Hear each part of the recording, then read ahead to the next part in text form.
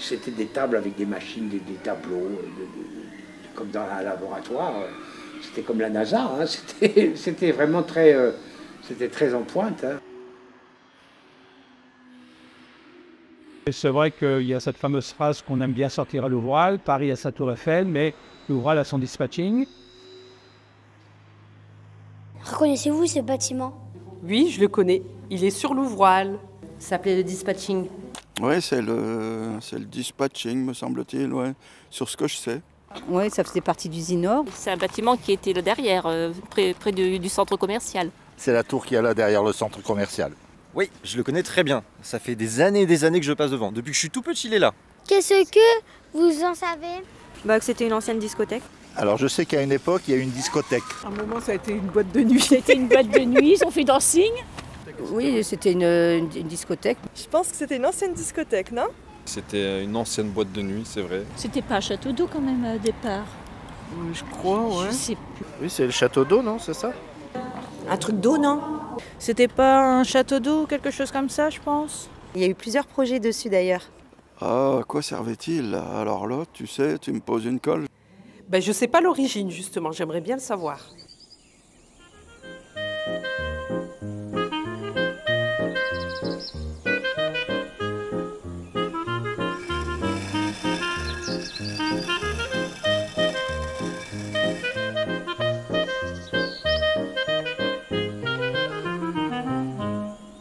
Au départ, dans les années 60, il était un des éléments d'un haut fourneau, et même à l'époque, l'élément principal du haut fourneau le plus moderne d'Europe.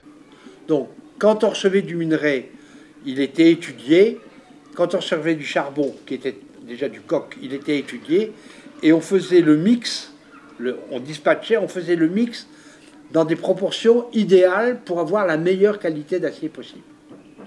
C'était un truc révolutionnaire parce qu'avant, comme j'expliquais aux enfants, on entassait du minerai, on entassait du coke, on entassait du minerai, puis il n'y avait pas, c'était au doigt mouillé, hein, c'était pas, on était au 19e siècle. Il faut se rappeler que le bassin industriel de la Sambre a été quand même pendant 150 ans, en gros, des années 1830, 1840 jusqu'à les années 1980, a été quand même un centre d'industrie français très très important, au même titre que ce qui se passait en Lorraine ou dans d'autres pays.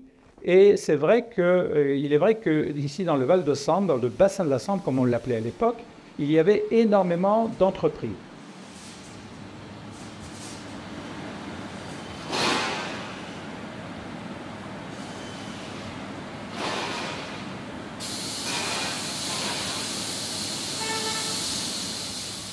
Alors, parmi les entreprises, une des entreprises fondamentales qui crée le matériau principal d'utilisation au niveau de ce qu'on va dire vulgairement la ferraille, le fer, eh bien, c'était donc les hauts fourneaux. Il faut savoir qu'Usinor, qui existait depuis l'après-guerre par le fusionnement d'un certain nombre d'entreprises nordistes, c'est pour ça qu'on dit usine en or, usine nord, eh bien, principalement à Louvois, Usinor a possédé déjà 3 vieux hauts fourneaux et donc a tenté de créer un nouveau haut fourneau très innovant donc pour l'époque, comme je l'ai dit précédemment.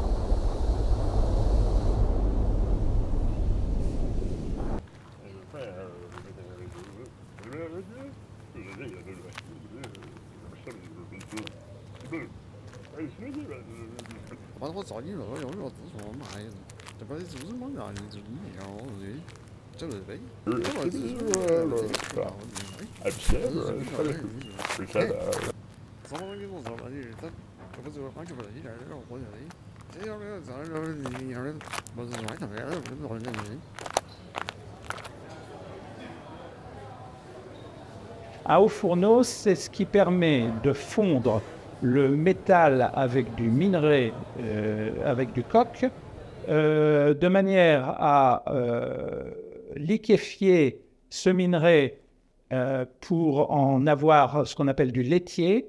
Et le laitier, une fois reformé par refroidissement, crée des pièces de fonte qui vont être usinées, laminées, etc. dans les usines métallurgiques. Alors, dans un haut fourneau, pour être assez court, on va dire qu'en gros, il y a 5 parties. Le dispatching, qui est la pièce numéro 1, qui était donc un silo doseur répartiteur de minerais et de fer. Ensuite, il était accompagné du haut fourneau principalement où l'on brûlait vraiment le coq qui permettait de liquéfier le minerai de fer. Donc ces 2 grandes parties du haut fourneau étaient accompagnées d'un château d'eau pour les divers refroidissants, également d'une flammeuse qui permettait de brûler le gaz combustible.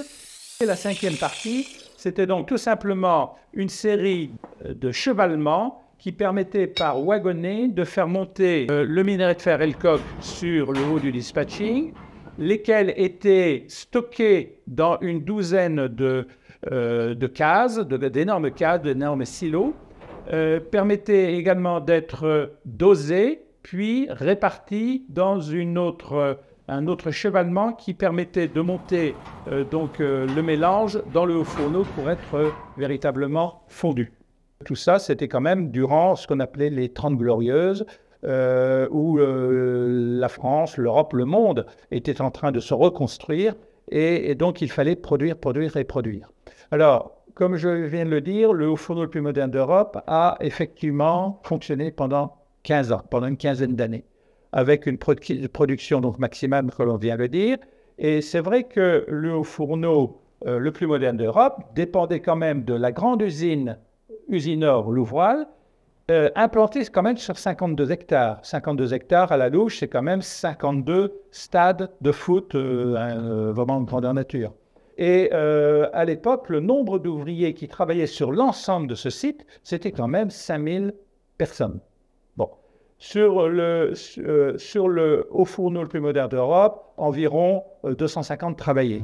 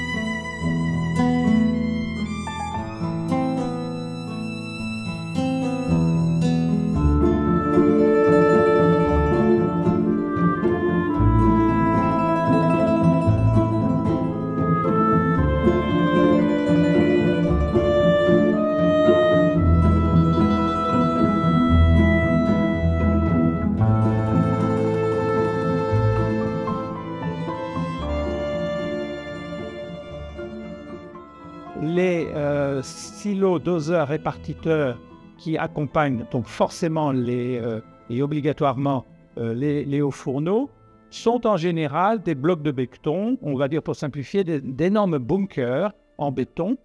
Et cette particularité de Louvoile, c'est qu'on ne trouve pas un bunker en béton, on trouve plutôt un édifice assez vertigineux lorsqu'on le voit, qui a un look très particulier. Alors effectivement, 2 cabinets ont travaillé. Un premier cabinet parisien a travaillé sur le look de base, qui quelques mois après a été repris par un cabinet lillois qui l'a affiné. On trouve là une sorte de totem, et soit dit entre parenthèses, un totem qui est devenu symbolique du Val de Sambre actuel. Mais le design particulier, il faut noter que, à force de recherche, on a été aiguillé par diverses personnes qui s'y connaissent en architecture des bâtiments, vers un courant d'architecture qui s'appelle le brutalisme. C'est en fait une mouvance de Le Corbusier. une ornementation quasi inexistante. Un lissage des parois vraiment brut de décoffrage. Des ouvertures parfois minimalistes, mais également parfois des structures maximalistes, mais avec une redondance énorme de ces divers paramètres. On voit notamment autour du dispatching, eh bien, la répétitivité de ces fenêtres, de ces ouvertures, la répétitivité des structures béton qui cadraient chaque silo sont des paramètres du brutalisme. Mais on se demande pourquoi effectivement, à un moment donné, le commanditaire qui était Usinor a souhaité que les architectes, les cabinets d'architectes, puissent travailler sur une sorte d'œuvre d'art architectural. La seule réponse indirecte qu'on ait pu avoir, c'est simplement le fait que dans les années 60, la réclame, on dit maintenant la publicité, on dit maintenant la pub, hein, d'accord, notamment la réclame publicitaire communicationnelle des entreprises passait par diverses manifestations, comme par exemple des portes ouvertes, mais passait aussi par des gadgets. Également, on a assisté à des commandes architecturales particulières qui mettaient en avant l'entreprise et qui signifiaient l'entreprise d'abord. C'était une carte de visite.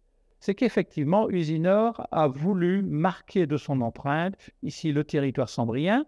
Malheureusement, la première crise mondiale, on va dire pour faire un peu court, a rendu la production difficile à la vente et la régression s'est instaurée à partir des années 70. Bon.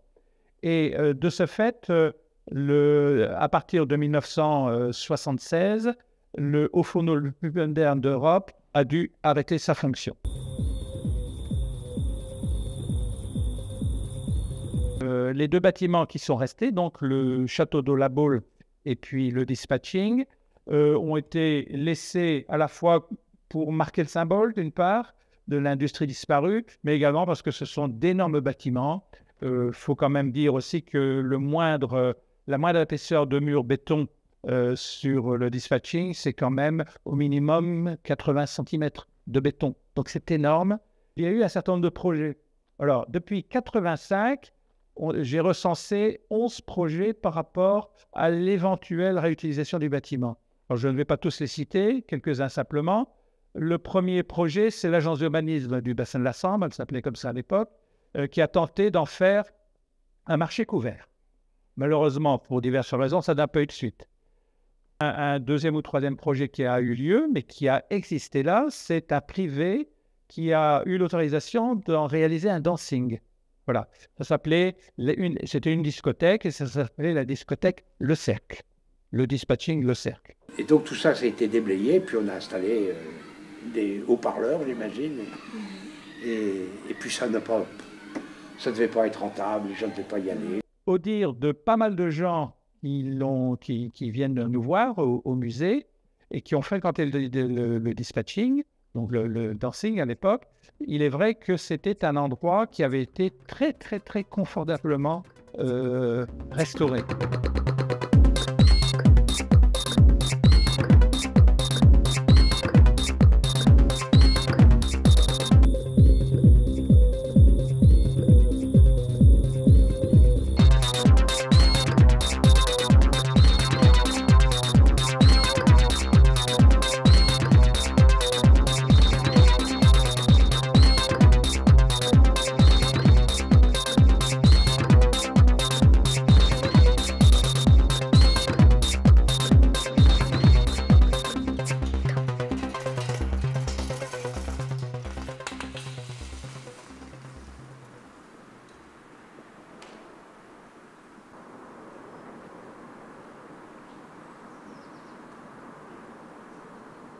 Maintenant, c'est un squat, mais on aperçoit encore quelques traces de ces aspects un peu luxueux.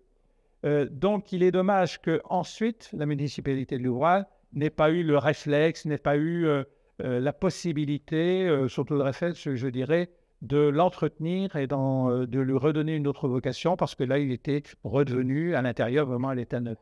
J'en profite pour dire que Muséam, donc le musée patrimonial de Louvois, est en train de tenter de requalifier le dispatching et donc a déposé déjà un premier dossier à la mission Berne, qui est adossé à la Fondation du patrimoine, et est en accointance actuellement avec la municipalité de Louvois et également l'agglomération du Val-de-Sambre pour tenter d'en faire véritablement, de lui redonner une vie sur la base d'un concept bien précis. Voilà pour le retraçage de cette historicité du dispatching sur une cinquantaine d'années. Qu'aimeriez-vous que ça devienne? Un centre pour les enfants. En tout cas, il y a une chose dont je suis sûre, c'est que je n'aimerais pas que ça disparaisse. Un bon complexe sportif, ça serait bien. Un endroit culturel, genre bibliothèque, ou faire un truc de scène, de jeunes, du théâtre, pour les jeunes et tout ça.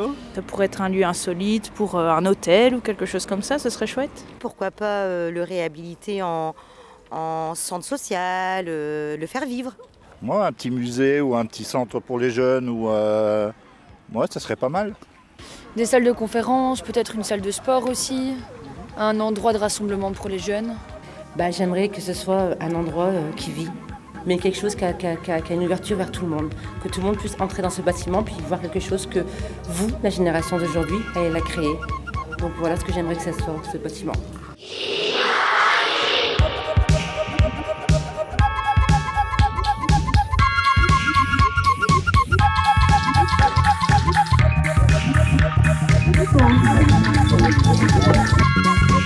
Thank